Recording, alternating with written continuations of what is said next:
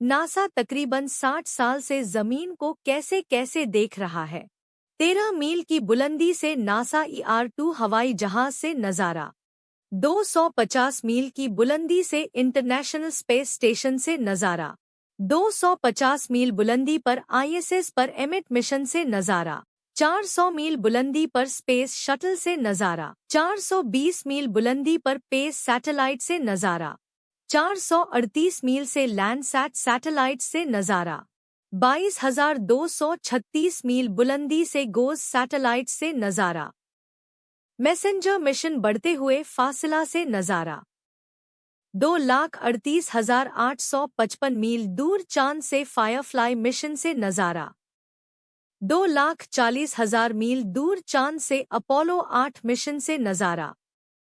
2,68,563 मील पर Artemis mission से नजारा। याद रहे, चूंकि आर्टेमिस मिशन चांद के दूसरी तरफ है, इसलिए चांद जमीन से बड़ा नजर आ रहा है।